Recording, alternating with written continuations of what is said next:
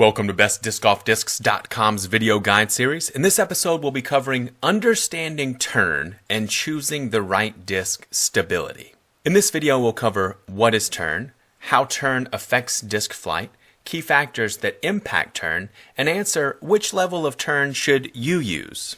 To ground everyone in the graphics we'll be showing today, all of the flight models shown will be based on a right-hand backhand or left-hand forehand motion, which means that the disc will be spinning clockwise after being thrown.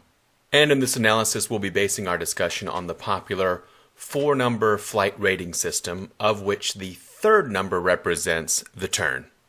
So what exactly is turn? Turn is a measure of high-speed stability, and this statement can be broken down into two parts. The first of which is high speed, which defines the initial part of your throw when the disc is traveling at the highest velocity.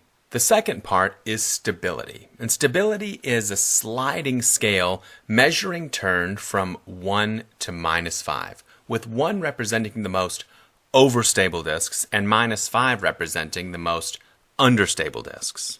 To demonstrate the difference between overstable and understable discs, an overstable disc at high speed is going to have a tendency to follow a natural arcing pattern to the left.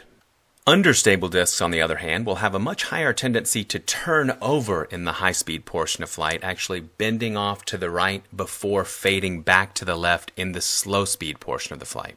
So we've defined turn as the overstable versus understable tendency of a disc to turn over. But when we say tendency, what we really mean is velocity required, because the reality is all drivers will turn over if they're thrown with enough velocity.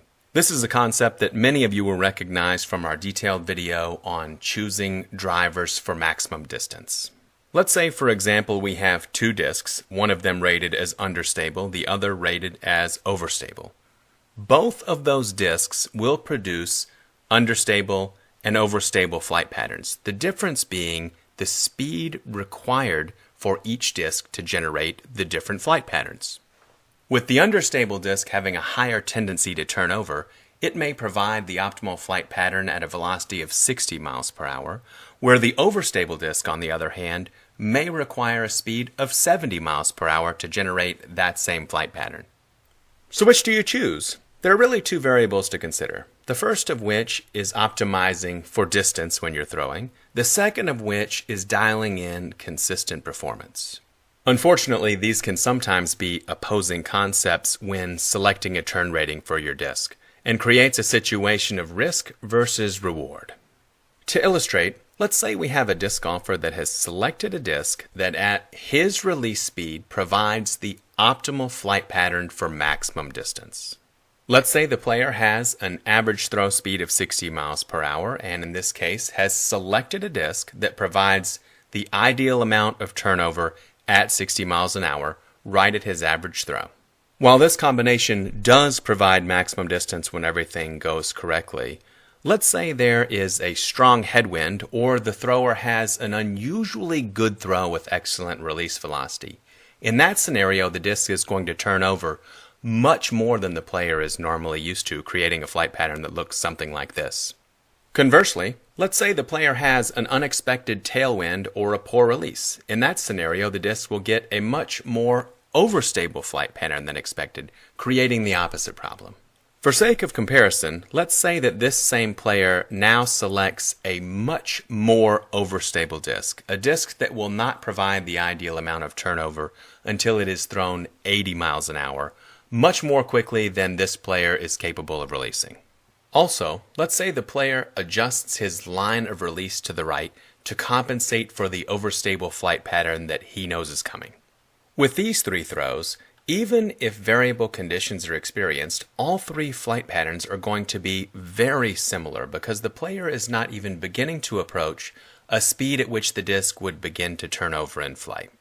Comparing the landing positions of the 3 throws, you can see that with the understable disc, optimized for distance, the player did have a shot at making it all the way to the hole, but fell victim to potential variable conditions.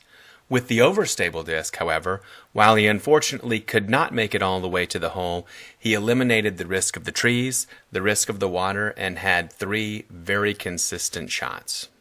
In summary, when choosing an understable versus overstable disc, you'll want to take into account the wind conditions at the time, any hazards that may be in play, your personal consistency in terms of release velocity, as well as any scoring needs that you may have at the time of the round.